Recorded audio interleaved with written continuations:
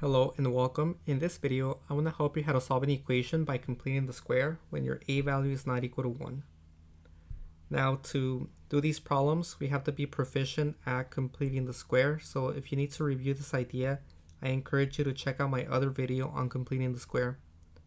In the meantime, we'll begin with the first problem. Example number 1, solve the equation by completing the square. To complete the square, I need the coefficient of x squared to be 1. But right now we have a 2. We can fix that problem by factoring out the 2. And here I'm in luck because the 2 and the 8, the greatest common factor is 2. So let's go ahead and factor that out.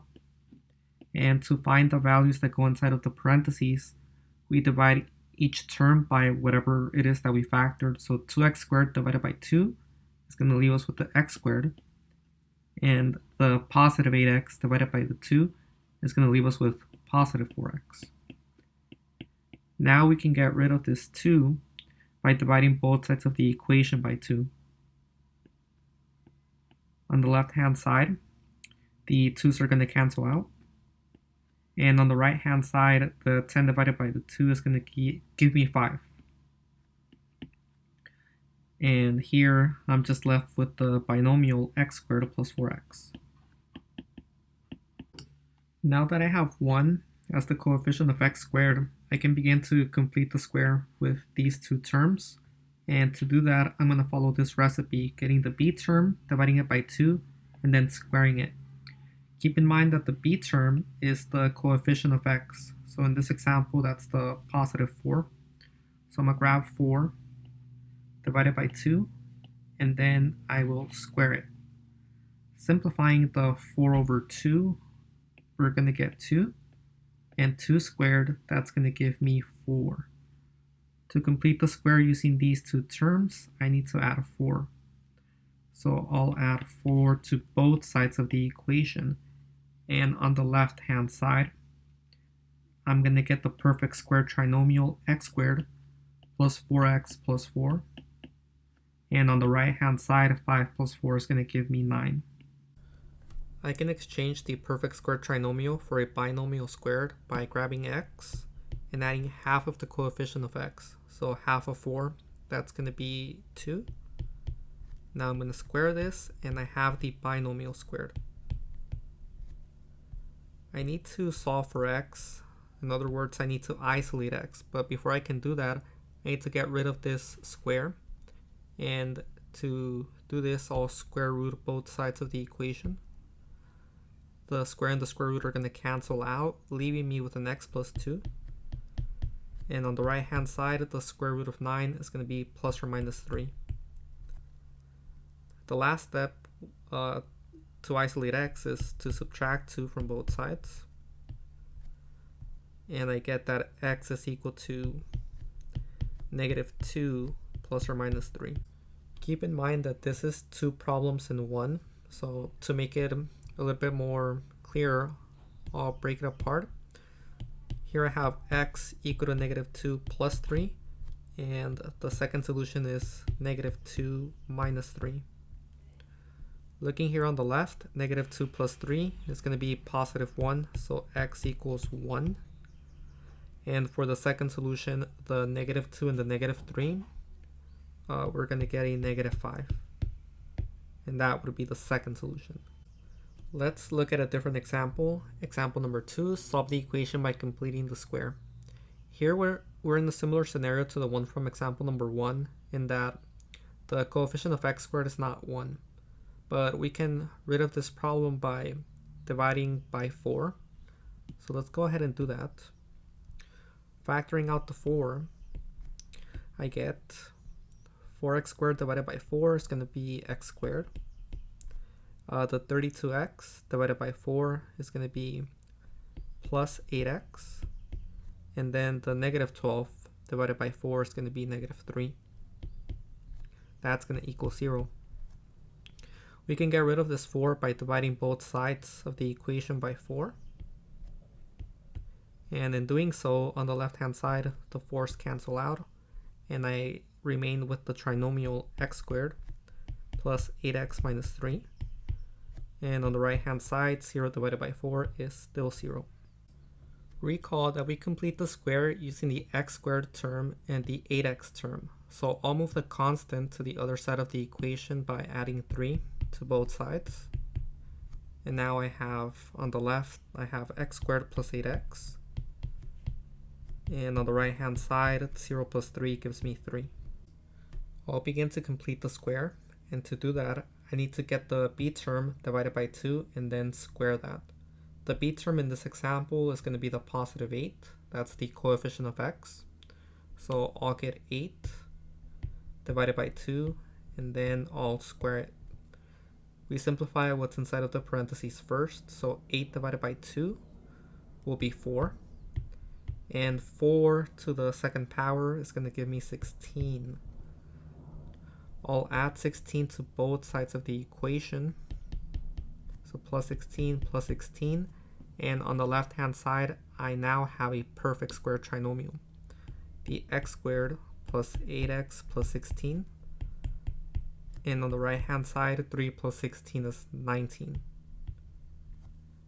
I can exchange the perfect square trinomial for its binomial squared by grabbing x and adding half of the coefficient of x. So half of 8 is going to be 4. We square that, and now we have the binomial squared.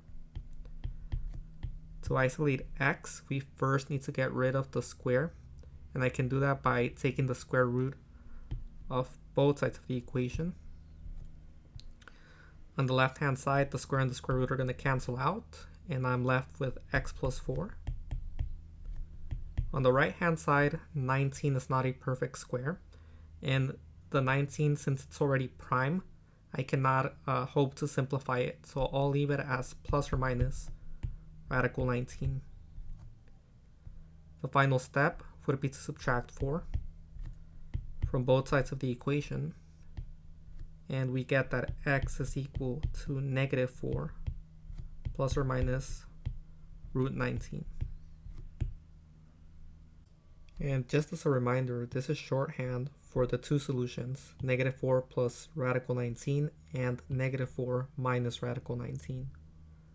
Let's look at another example. That would be example number 3, solve the equation by completing the square. Here we're in a scenario where the coefficient of x squared is not 1, so to fix that problem, we're going to factor out that 2. And to find the values that go inside of the parentheses, we divide each term by whatever it is that we factored. So 2x squared divided by 2 is going to leave me with an x squared. And the negative 10x divided by 2 is going to be negative 5x. We can eliminate the 2 by dividing both sides of the equation by 2. On the left hand side, the 2's cancel out, and now I have x squared minus 5x. And on the right hand side, the 0 divided by 2 is going to give me 0. Now I'll complete the square. And to complete the square, I need to grab the b term divided by 2 and then square it. In this example, the b term is negative 5. That's the coefficient of x. So I'll get negative 5 divided by 2, and now I'm going to square that. Now notice that the 2 is not going to divide the negative 5 evenly. When that happens, leave it in fraction form. Don't convert it into a decimal. And here we're going to do some algebra using the properties of exponents.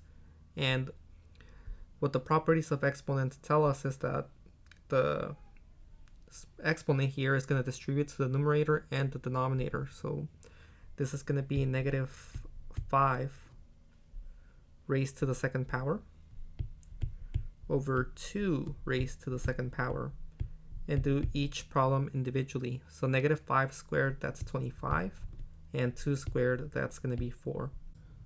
I'll add 25 over 4 on the left hand side, and I'll add 25 over 4 on the right hand side.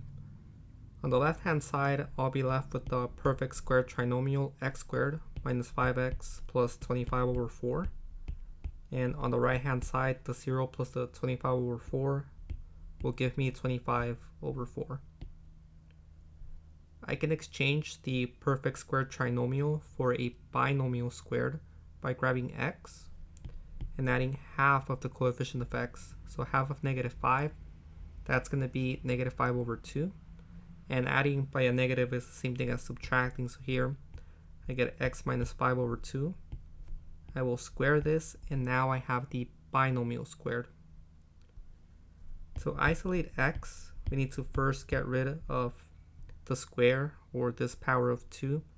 And I can do that by taking the square root of both sides of the equation. On the left hand side, the square and the square root are going to cancel out, and I'm left with the x minus 5/2.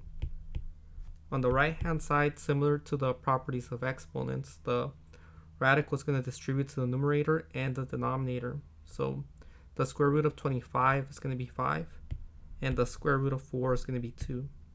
Since I'm taking the square root, I need to take into consideration the negative solution. I'll write this as plus or minus 5/2. Now to isolate x, I can add 5/2 to both sides of the equation. And I'm going to get that x is equal to 5/2 plus or minus 5/2. Here I have two problems in one, so I'll split them apart just to make it a little bit more clear. I have x equal to 5/2 plus 5/2, and I have x equal to 5/2 minus 5/2. Here this solution is simple. We're going to get 0. That's the first solution. And then for the second solution, we're adding two fractions, and we already have a common denominator, so we'll just add the numerators together and get 10/2. And 10/2 simplifies to 5. So x equals 5 is going to be the second solution.